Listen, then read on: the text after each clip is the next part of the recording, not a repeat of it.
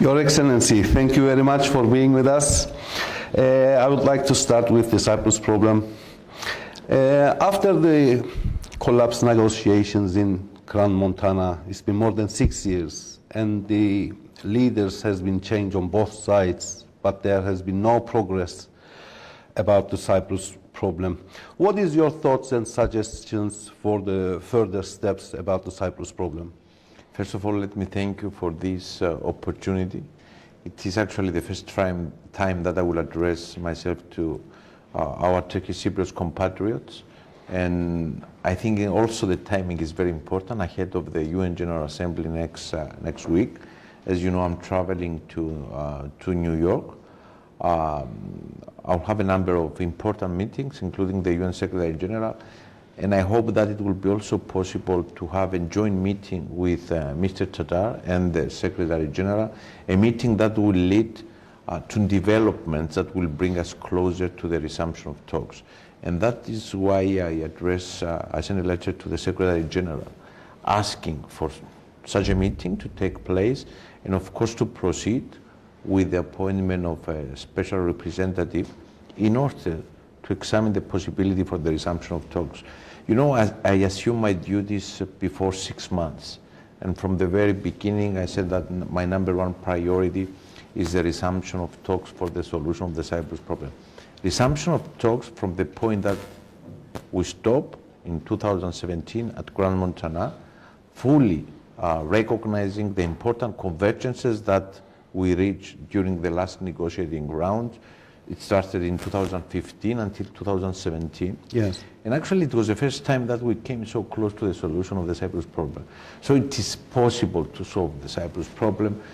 And in case we don't have positive developments, in case we don't solve the Cyprus problem, we, Greek Cypriots and Turkish Cypriots, are the ones that we are going to pay the price for such a development. So from my side, I will do whatever is possible, whatever is necessary. If you want to have a new approach that I would like to, through our discussion today, to present to my Turkish Cypriot compatriots.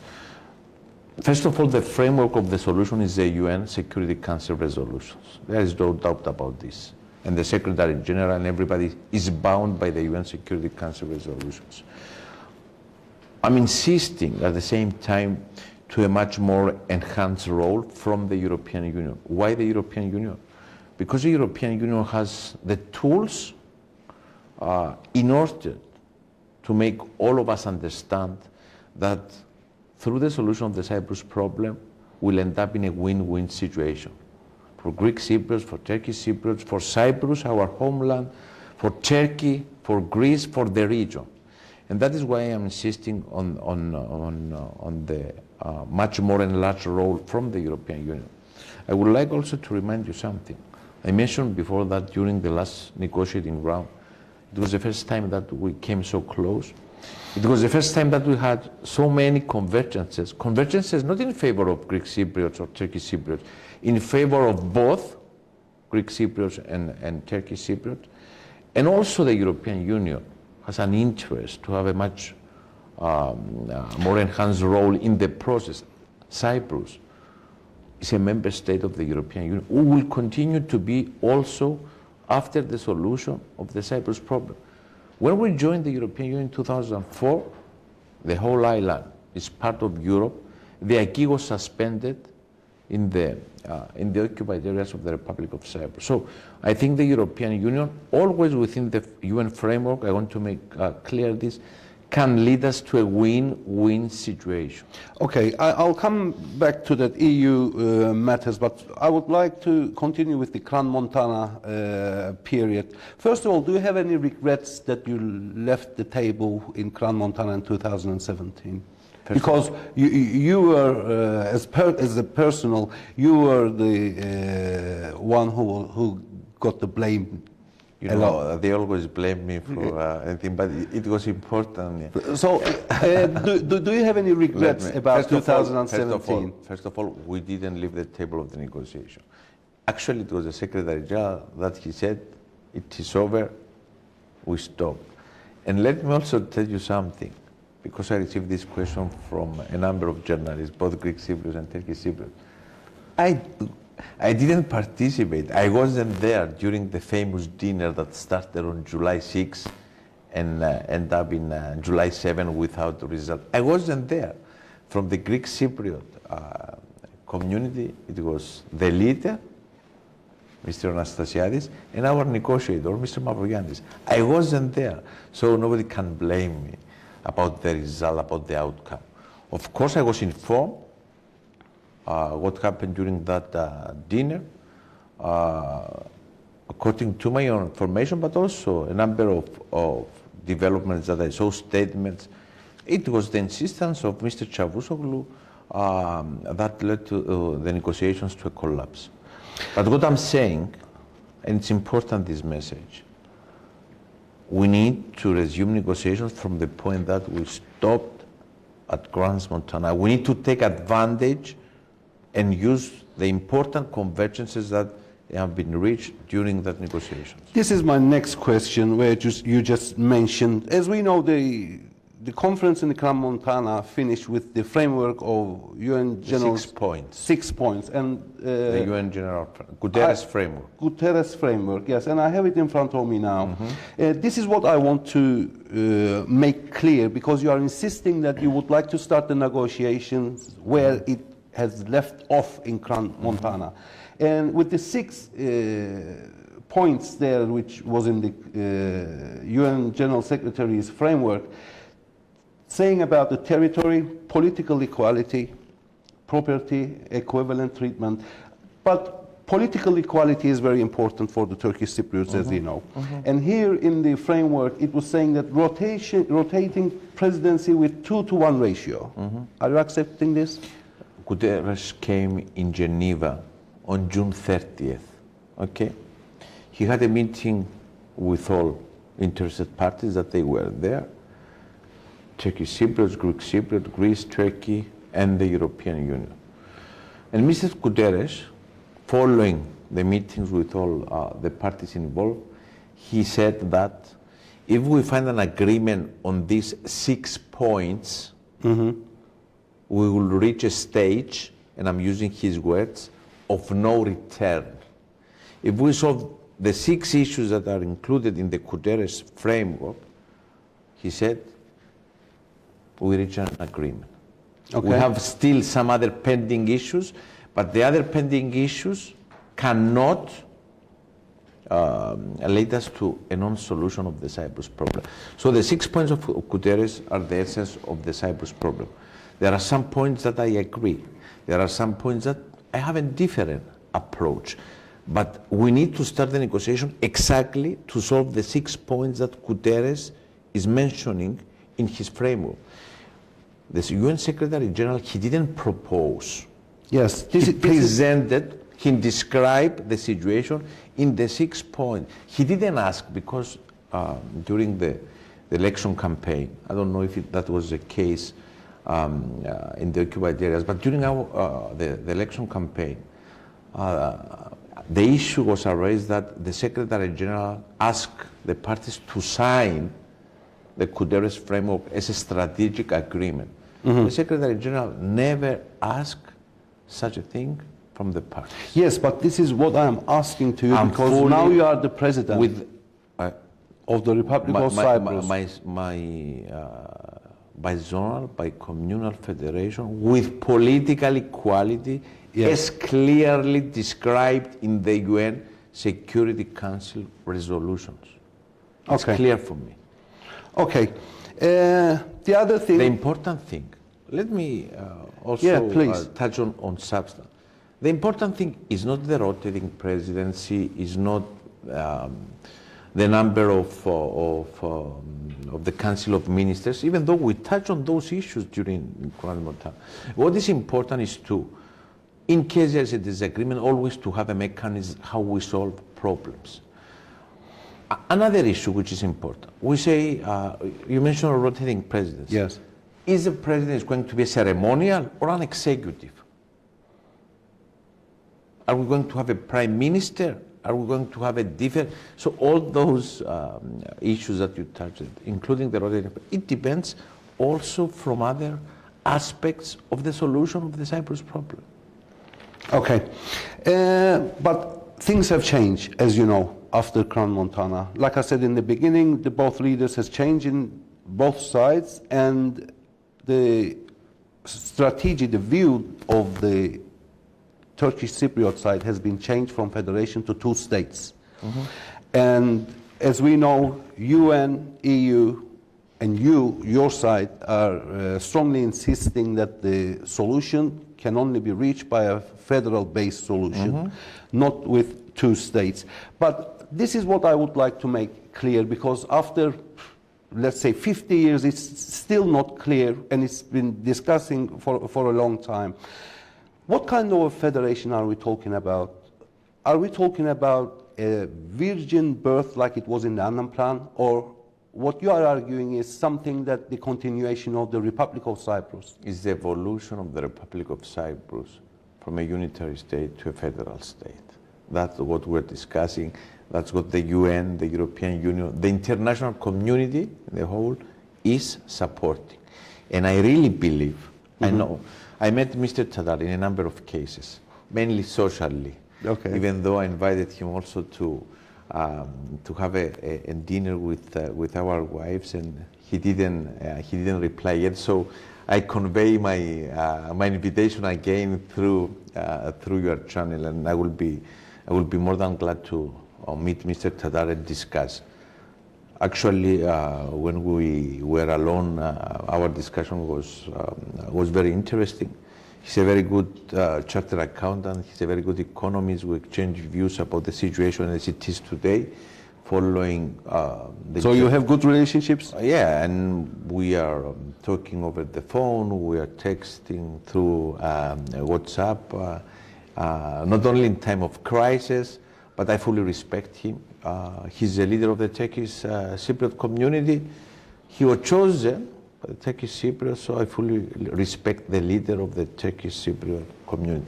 I know very well his positions, not through our discussion, because we didn't negotiate, and I want to be clear about this, but you know, I'm reading his statement. We had some discussion, not in substance, in general. I know his concern, I know his concerns, I know what he has in his mind, and I'm ready to sit on the table of the negotiations and try to find solutions to his concern. I respect Mr. Tadar. I'm here to work with him. I'm here to work with the leader that my compatriots, the Turkish Cypriots, have chosen in order to solve the Cyprus problem. By not discussing, the only thing for sure is that we will not reach a solution to the Cyprus problem. That's why I'm insisting. Let's come and discuss. Since, you know, he feels so comfortable, so confident about his proposal, his ideas, his approach. Okay, let's sit together and discuss. Yes. Through the discussion, I may be in a position to find a solution to his concerns. I have also concerns. Through the discussion, he may find a way to solve my concerns. If we don't discuss, there is no way to find a solution to the Cyprus problem. And I'm insisting on this. The price, if we don't solve the Cyprus problem, we, the Cypriots, Turkish Cypriots and Greek Cypriots, are those that they are going to pay the price. Because there is a price for not solving the Cyprus problem. I will come about the price, who is paying the price of the problem of the Cyprus, but I would like to continue where you just left the point about restarting the negotiations. You are inviting Mr. Tatar, you are saying that you are understanding his concerns, maybe... He's there to serve the interests of the Turkish Cypriots. I fully understand this, but we need to discuss. If we don't discuss, how are we going to even try to find answers to his concerns, to find answers to my concerns? I also have concerns You know that the Greek Cypriots they also have concern. Okay, let's sit together and discuss. But there is a big difference about the federal solution and the two states thing, and Turkish side is insisting about There about is no two states. possibility for the recognition of a separate state in Cyprus. Okay, I will ask you this because this is a very important question. After the Crown Montana and after Mr. Tatar, the leader of the Turkish Cypriots, took the office, when the things have changed, like I said, from the federal solution to two states, Turkey was strongly insisting that the federal solution is finished, federal negotiations are finished. If we are going to continue about the Cyprus negotiations, it will be based on two states. If, I only say if, the Turkish President, Mr. Erdogan, and the Turkey relaxes their position and decides to reconsider about the federal solution, and Mr. Tatar also agrees, what will be different this time? Because as you know, more than 50 years it's been tried and failed. The last one was a big chance and it was a missed chance. What will be different this time? I study, I don't know if you're aware, but I was in the University of Cyprus. I was a research associate there. I was teaching there.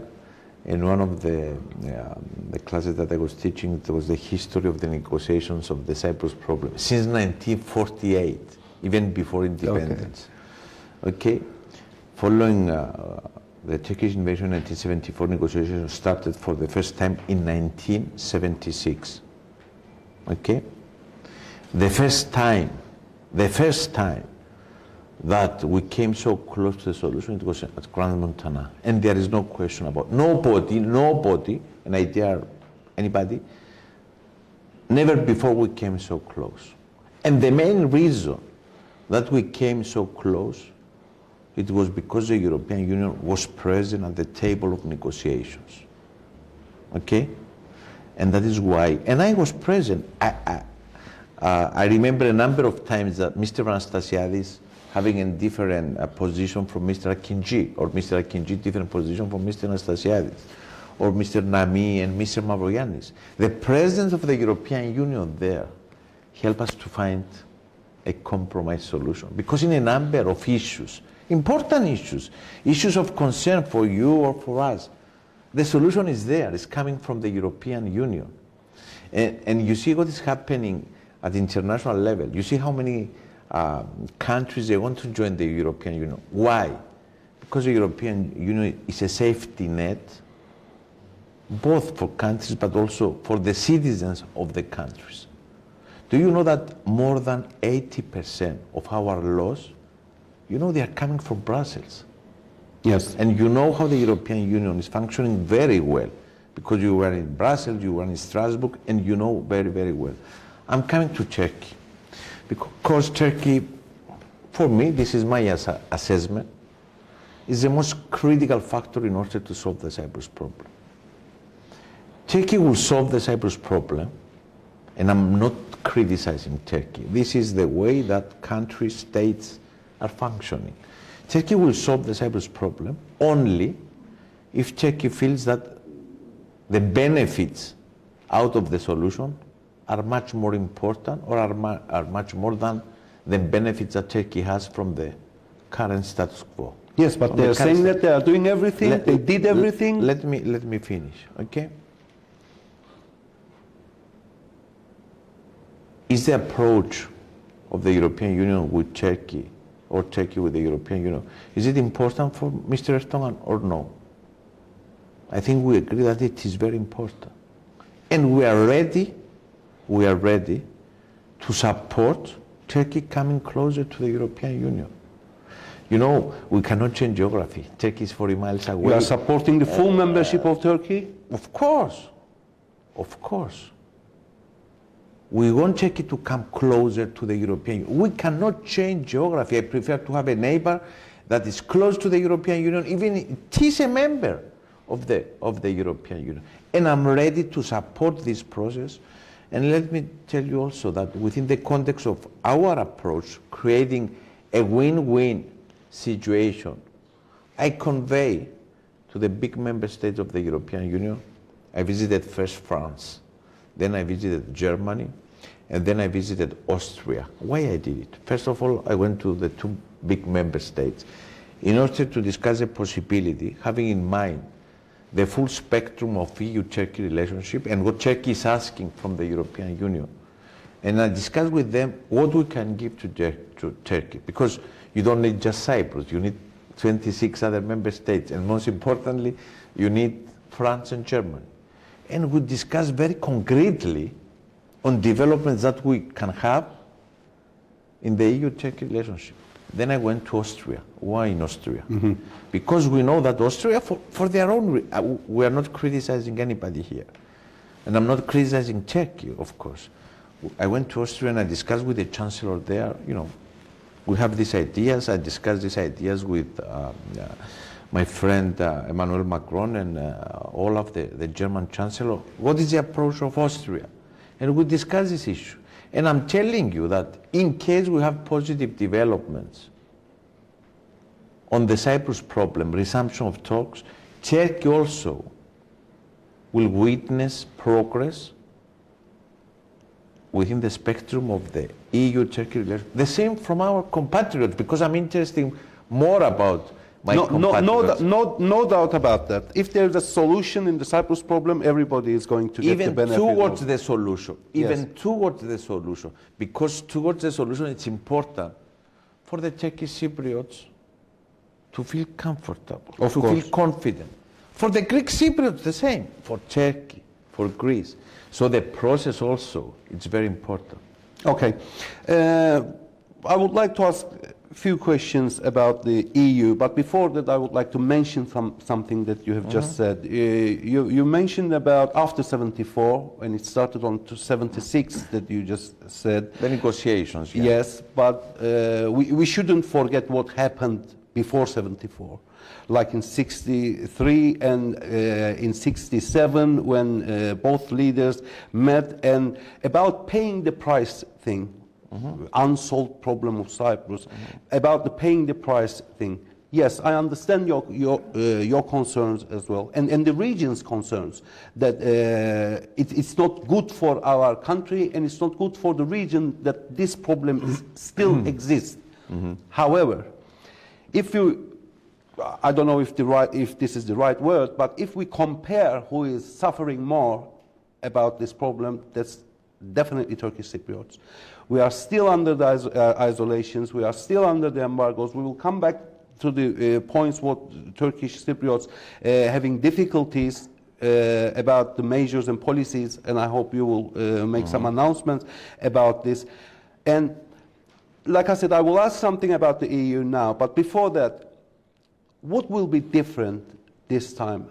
We insist about the time-oriented, time-framed negotiations, about result-oriented negotiations. Are you ready to put them on the table this time? And if not, this is the most important question. If not, I see your will and wish about the solution of the Cyprus. You are insisting on it. Let's say EU will do everything to do it. Turkey will do everything to solve this.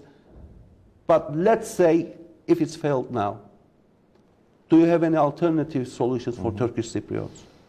You know, I was I was born in December 1973, so I was 6 months in during the Turkish invasion in July. I was born in Paphos. My father is from Hulu village, and my mother from Yeroshibu, both mixed villages. I didn't have the chance to live with Turkish Cypriots, but I have great memories from what my parents they were saying to me. Of course, serious mistakes happened before 1974. There is no question about it. But you know, if you drive a car and you want to reach a destination, and you still, you know, every 5 minutes or every 10 minutes, or if you are trying to find an excuse, you are using your head back to see what happened, for sure you are going to have an accident and you will never reach your destination. I'm not here for this. I'm here, you know, I have 4 kids, I have 4 daughters, and I want to create a future for this island, a positive future for all Greek Cypriots, Turkish Cypriots, Maronites, Latinos, Armenians, everybody that is residing legally in this island. And I really believe that my generation, the generation of the war, the generation of the innovation, we can do it. We are not related in any way with what happened in the past in Cyprus. We are interested much more about the future of this country. And if it wasn't possible, I wouldn't invest so much time on the Cyprus problem. You know, we have a number of difficult challenges. Of course. Prices, inflation, electricity, the young generation, housing. I can name you serious issues that as a government we need to deal, and as a president I have a responsibility towards the people. As you know, I was elected without the support of the 2 biggest parties in Cyprus. Yes, that was a huge success, I have to say. It was the first time in the history of the Republic of Cyprus. So, you know, I have a lot of issues that I need to concentrate my attention. Besides that, I'm investing a lot of time on the Cyprus problem because I really believe that we can do it, and my generation, the generation that I guess you are much younger than myself, but not much. I was born around 1974. We have a responsibility to solve the Cyprus problem. So you are asking me, in case that we don't solve it this time, what is going to happen? Yes, and also what will be the difference? Are you married? Yes. Okay. When you proposed to your wife to get married, did you also sign the divorce papers? No. Okay. Because if when you propose your wife, at the same time you are planning to ask her to sign the divorce papers, for sure you will end up in a divorce. Okay. I'm not here for a divorce. I'm here to unite Greek Cypriots and Turkish Cypriots. But we have experiences from the past. Yeah, we have something different now. Because, you know... What is the difference? I'll tell you. Both Greek Cypriots and Turkish Cypriots, Cypriots in general, we think that we are the center of the world. And we are deciding, or we have the impression that every morning they wake up in Washington, London, Moscow, and they are thinking, what are we going to do today about Cyprus? Unfortunately, or fortunately, we are not the center of the world. So we need to take under consideration what is happening at international level and what we have today. We have a Russian invasion, illegal Russian invasion in Ukraine. We have this reaction from the international community with the European Union playing a leading role, because the European Union that is playing, of course, the United States, but this war is in the heart of Europe. And as European Union, we took some serious decisions, a number of sanctions, for example, against Russia. It was the right decision. I want to be clear about this. But we are paying the price from the sanctions. One of the major reasons that we have an energy crisis in Europe, you know, is because of our reaction to the illegal Russian invasion. And we did it because it was the right thing to do. So we need to see our efforts, we need to approach, or we need to set a strategy to resume negotiations, having in mind also what is happening at the international level. Result-oriented, time-framed? What do you say about this? I'm ready. You're ready? Of course, okay. I'm ready. Now let's talk about EU. As a full member of the European Union and the President of the Republic of Cyprus, you are strongly insisting, you are mentioning back to back that EU should be on the negotiation table. And this is what I'm really wondering. What is going to be the position of EU at the negotiation table? I mean, it will not be in favor of Greek Cypriots. No. It will not be in favor of Turkish Cypriots. That is something And I will tell ask you why I'm separately. insisting. Okay. Okay, because I really want to know how it's going to be impartial, because you are a full member. Of course, Turkish Cypriots are European citizens as well, but that is something else I will ask separately. What about the financial aid regulation? I will ask about that one as well. I have it in my questions. Do you know how much money Turkish Cypriots are getting from the European Union? Do you think? What about the Green Line regulation? Do you think we are getting a fair share from that? What is your contribution in the European Union? How much funds do you get every year? How many controls and check and balances we have because of the European Union? I will be glad to hear it from you. But let's make this one clear, because this is very important. Please. Like I said, you are insisting that EU should be on the negotiation table, and I don't think this is something very negative. In my opinion, it will be good. It happened in the past. Yes, European Union should be somewhere at the negotiation table. But where are you positioning EU at the negotiation table? Because you know this has been discussed before about the Cyprus solution. Like, we don't want any other pressures or other Outside, kind of interventions from any other parts. It will be Cyprus solution. You are saying that EU should be at the negotiation table. And one more thing that I would like to mention, because while I studied, I also found this one. You know the draft that Mr. Tatar presented in Geneva 2021 about the changing of the Turkish side position to two states. At one of the points, it's saying that the negotiations will be supported by Turkey, Greece, and the UK, as well as, where appropriate, the EU as observer. So, where are you positioning EU? Decision maker, observer, or? The European Union. Either we like it, either Mr. Tatar accepts it, whatever the position is Turkey, whatever the position of the European Union will be present at the table of the negotiations. Yes. You know why?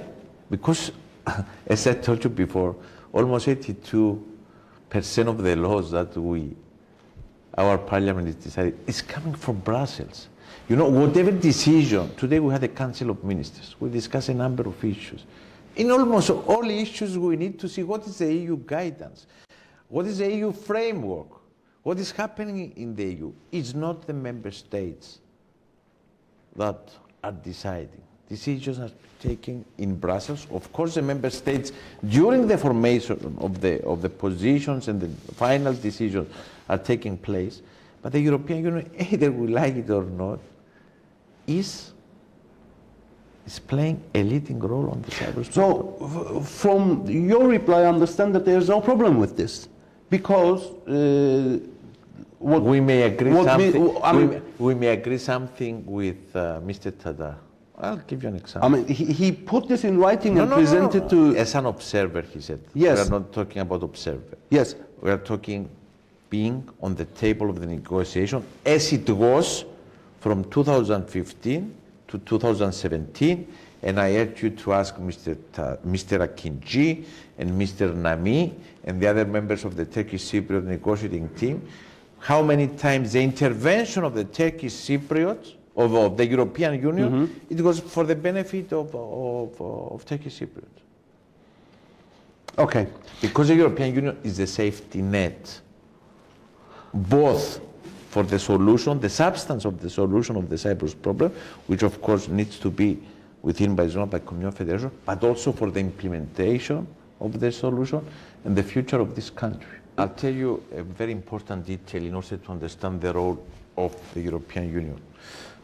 Guterres framework has 6 points, right? Yes. Okay. During the formation of the Guterres framework, after Mr. Guterres met with all interested parties and he presented his 6 points, Mr. Çavuşoğlu Mevlut he asked the Secretary General to add one more point. You know what was his point? The solution of the Cyprus problem to become a primary law. Yes, this is what Mr. Denktash was saying. And you know what Mr. Guterres said, and the European Union said? There is no way for the solution of the Cyprus problem to become a primary law. Okay, let's continue with EU. We just spoke about the funds of the EU. As a full member of the European Union, you are benefiting from the EU, and also this, as citizens of Europe, European citizens, Turkish Cypriots are getting their share as well. But is this a fair share? If we, it's up to you if you want to give the numbers, but there is a strong belief in the north that the people are thinking that yes, we are getting some shares from EU. As an example, yesterday I heard in the news that there will be 31 million euros of support to Turkish community there. But do you think it's a fair share? You talked before about isolation, you're mentioning now this. You know why the situation is like this? Because of the Turkish occupation. Ask Turkey to leave and you'll see tomorrow what is going to happen. It's so simple. Why? You raise some issues that the challenges that the Turkish Cypriots are facing every day. Yes. It's because of the Turkish occupation in Cyprus. It's because of the Turkish invasion that you are paying this price, not because of the Greek Cypriots. I'll give you an example. In 2003, we had the partial lifting of the restrictions between the free areas of the Republic and the occupied areas. It wasn't the Greek Cypriots or the Republic of Cyprus that didn't allow the crossing between the free areas and the occupied area. It was Mr. Denktash, you remember that. So we are not putting any restrictions. The restriction is the problem that you are facing. It's because of the Turkish occupation. I mean, I don't believe this is the right answer. Okay, because let me put this. Let me tell you something. What is the currency you have? Turkish lira. So you are paying the consequences of the economy in Turkey. If the Cyprus problem was solved and we're together, euro would be the currency. Yes, but you just mentioned.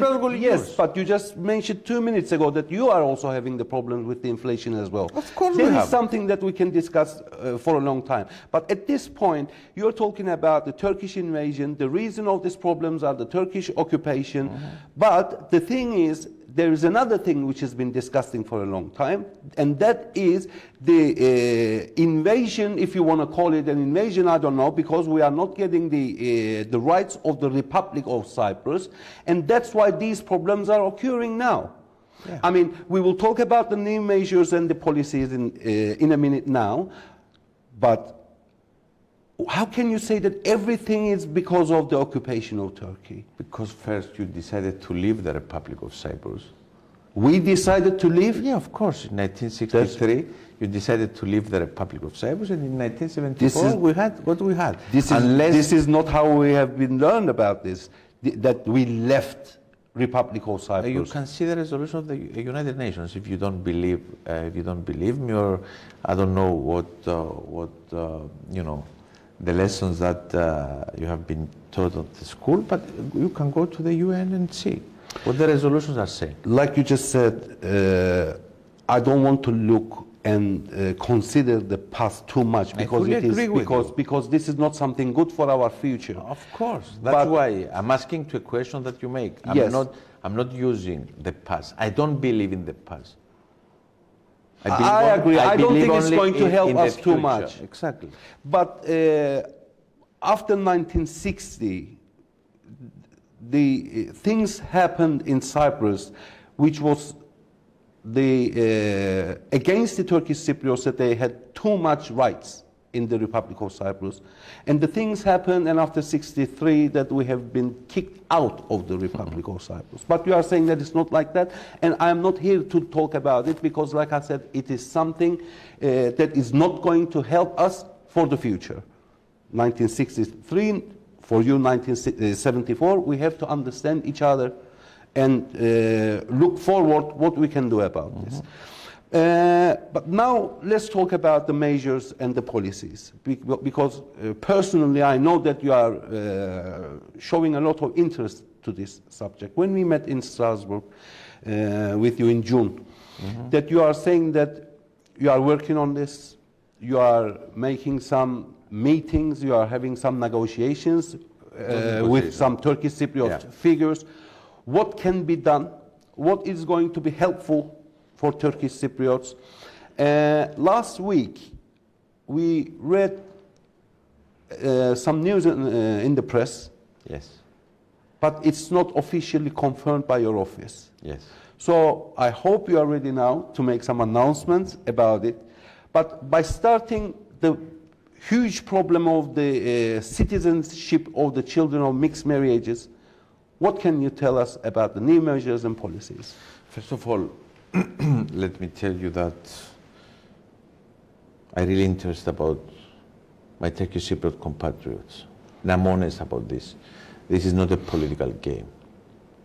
And I'm not trying to get any political advantage by using people. This is unhuman, and there is no way for me to do it.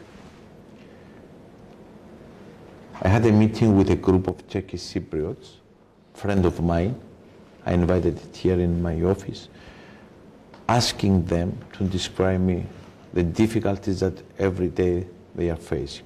And actually it was a very interesting discussion. When it became known, this meeting, not from me, I didn't give the meeting in the press. And this is also an example of what I told you before. I didn't do it for any political gain. It was a pure interest for the Turkish Cypriot community. When it became known in the Turkish Cypriot press, because it was there that it became, how it became known, I received a lot of requests from Turkish Cypriots, organizations, associations, even individuals, personalities, that they wanted to see me, you know, to discuss possible measures of the Republic of Cyprus towards our Turkish Cypriot combat, unilateral measures, unilateral. I make clear this. So after a lot of meetings with a number of groups, personalities, associations, etc., I prepare with my team a number of measures for the Turkish Cypriot community. Measures that are affecting the daily life of Turkish Cypriots. Measures that I believe, we believe, that it will help the everyday life of our Turkish Cypriot compatriots. I'm not going to mention any. Why? Because I'm going to publicly announce those measures when I think it will be important to do it. And I hope and I believe that the next few days or few weeks, it will be public. Those measures are going to be public. I know the issue that you described. I know this issue very well. It was one of the issues that the people that I had a meeting with them, they raised this issue. And it is an issue that I discussed extensively with the Minister of Interior. And there are different categories. And it's something that I know how important it is for Turkish Cypriots. There are many different subjects about the healthcare, about the education. Health, education, social insurances. There are a number of issues. I mean, like you just said, you met with some Turkish Cypriot figures, and also European MP Niyazi Kızılyürek and his party's offers was on the table. What can be done? They sent me some suggestions. Yes, suggestions. Agel sent me some suggestions, but our proposal, you know, are not the same with Agel. Well, you are not announcing it. We will see when you announce it. Yes. But I use the proposals. Of course, I examine the proposals of Agel. Don't get me wrong, but we are talking about a different package. But this is something that we need to talk a little bit more about this. Like I'm I not said, going to disclose any measures. No. This is, of course, it's going to be related with this issue, but it's something else. And it's about, like I said, the children of the mixed marriages. Before, those standards was okay for the Republic of Cyprus, and they can get their citizenship, citizenships, and then it stopped. And now you are saying that you are preparing something, and we will see what different categories. yes, you know. different categories or how it's going to be. I think I know you very well, and I know that how you are strongly connected to European Union and human rights. But I believe this is something against human rights, that these people are not getting their citizenships. I'm very glad that you are using the European Union. Yes. I'm very glad that you're using the European Union. I mean, they are going to be European Union members anyway, citizenship. Because it's a clear indication, and you are supporting my previous argument about the European Union, that as a member state of the European Union, we need to follow what is the rule in the European Union, especially on issues that touches on the acquis of the European Union. It touches on the values and principles of the European Union. And I'm very glad that you did that point. Yes, but what's the difference? I mean, in the past... You need to wait a bit, okay, and listen to, read the measures that we are going to announce. But I'm very glad that we are using the European Yes, of course. Because whatever decision the government is going to take, first of all, we need to take under consideration what is the framework that the European Union is setting. Yes, we all know that the members of European Union can decide their citizenship rules. This is something else. But when we are talking about the... It touches, even though what you mentioned is right, the European Union also has a role to play, because the passport of the Republic of Cyprus is a European Union passport. Okay, so I don't have to mention about the other things, about the wider use of Turkish language and the use in the European Union. So you are all aware of this, and we you will... know that, and you mentioned the Turkish language. I was the government spokesman back then, and I remember during the last Dutch presidency, President Anastasiades sent a letter to the Dutch Prime Minister asking for the Turkish language to be an official language of the European Union. And the reaction it was from the European Union that it wasn't possible. Why? It's official language of Republic of Cyprus. He sent a letter, and he got a reply from the European Union. I think it was 2015 or 16. The reaction it was from the European Union that it's not the right time to do it. Okay, I will ask something about Pile, but before that I would like to give you a message. When I shared with my friends that I'm going to have a program with you, of course everyone was saying this, ask this, please mention this, but there is one thing which was very interesting to me, and this is a message, and I would like to give this message to you. You know, not about the citizenship, but crossing the checkpoints is a big problem for a lot of people in the north.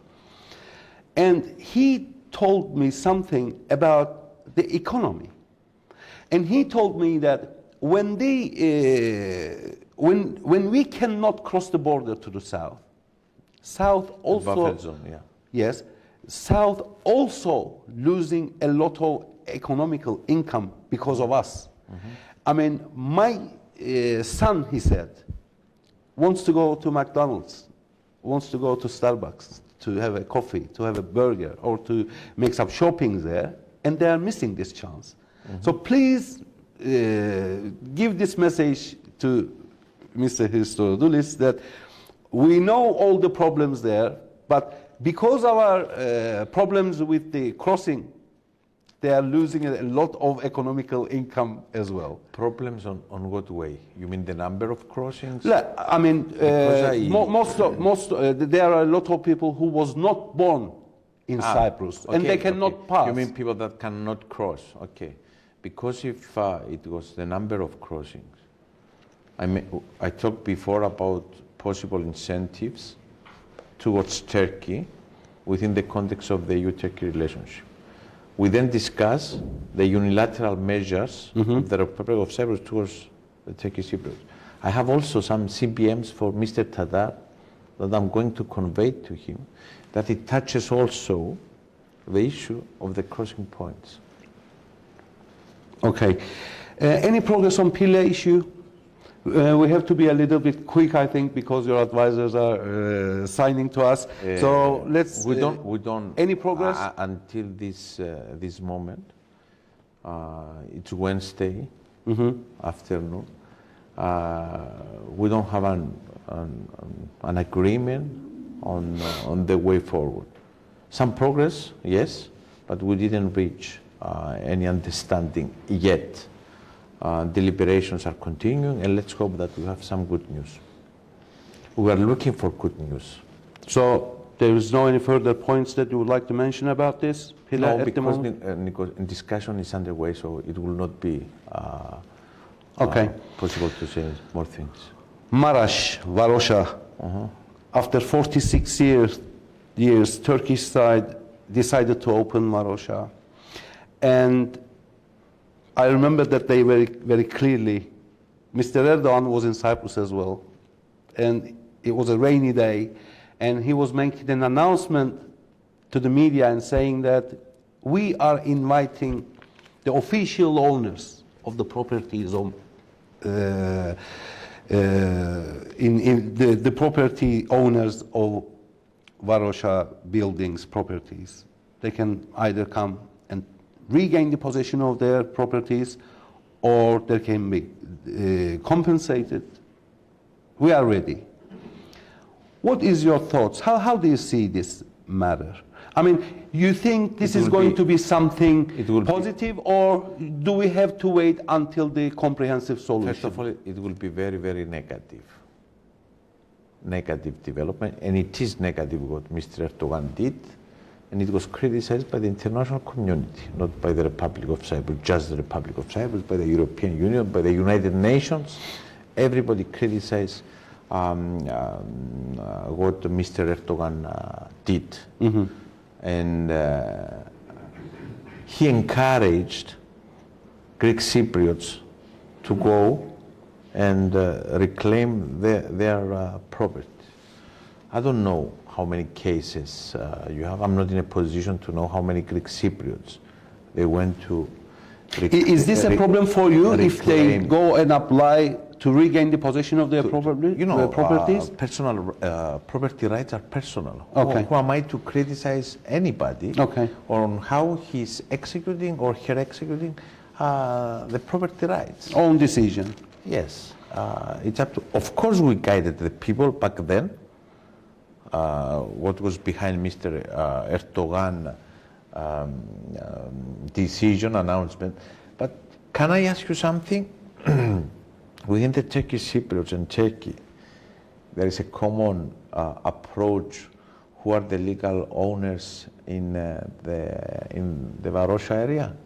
Because I'm reading also the Turkish Cypriot press, and I read a number of statements from FKAF saying. Okay. So how is it possible, on the one hand, to have FKAF saying what they are saying, and on the other side, Mr. Erdogan asking the Greek Cypriots to come back and reclaim their property? So, we need to be careful with the feelings of the people. First of all, we need to respect the people, the Greek Cypriot, Turkish Cypriot, so we need to be very, very careful when we publicly talk about the Cyprus problem. And I never, since March 1st that I'm in this office, I never publicly accused Mr. Tadar. I didn't enter to any blame game. I'm not here to play any game. I'm here to do whatever is necessary from my side to create the conditions for the resumption of talks. This is my real aim, resumption of talks and the solution of the Cyprus problem. Okay, my last question, it will be about the natural gas deposits. We all know that you had very serious meetings last week with Mr. Mitsotakis and Mr. Netanyahu, but as far as we understand from your announcement that there is no final decision about the destructing and the distribution of the natural gas. How do you see in the future that this problem, I mean, if it is a problem, we do not know. Maybe it's a big opportunity for all of us and for all the region. How do you consider this natural gas extracting and distribution subject, and what will be the role and the inclusion of Turkish Cypriots and Turkey by your consideration? Right now, in our discussions, Turkey is not part of the equation. Why? Because Turkey, as it is the situation now, is illegal in Cyprus, so we cannot consider Turkey as a part of the solution. Turkish The Cypriots? Turkish Cypriots, when I'm discussing about the internal market of Cyprus, of course the Turkish Cypriots are also under my consideration. And there I have some very concrete ideas about my Turkish Cypriot compatriots, citizens of the Republic of Cyprus. Of course I'm taking under consideration. And I'll tell you something about Turkey. We want to examine all the options regarding, how we're going to take advantage of the natural gas. Having also in mind the situation today in Europe, there is a clear effort from the European Union for energy independence, because Europe was mainly dependent from Russia. And we're discussing with all countries of the region, and I wanted to be possible also to examine the possibility of, but as it is the situation today, it is not an option. Well, we are talking about a country that, doesn't recognize the Republic of Cyprus. How is it possible to discuss? It is a country that is illegally occupied 37% of the territory of a member state. So it is not, the statement that I'm trying to make is we don't have any allergy with Turkey. It is a situation as it is. Let's hope that after 2 years, or after 6 months, or after 1 year, the Cyprus problem is solved, and of course Turkey is going. The possibility of Turkey will be examined. Do you have any contacts with the Turkish diplomats? As Nikos, yes. As Nikos, yes. Okay, I checked my list. I think I've asked everything. I would like to take this opportunity to thank you one more time for being with us. And I would like to, I'm hoping that something will change for Cyprus, for Cypriots. But to be honest, I have to be honest, mostly for the Turkish Cypriots, because we are suffering more, we are having difficulties more than any other communities.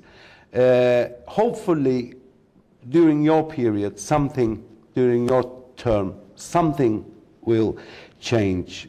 Have a safe trip to New York, and hopefully something will start in New York, and then we will come to a point that all the Cypriots, all the European citizens, and all the people in our region will be happy. Last time when we met, I had jasmine flowers in my hand, and I presented to you. And this time I would like to give you a gift a little bit different. This is my pen that I'm using for a long time during my programs. I never forget this pen anywhere. I always take it with me.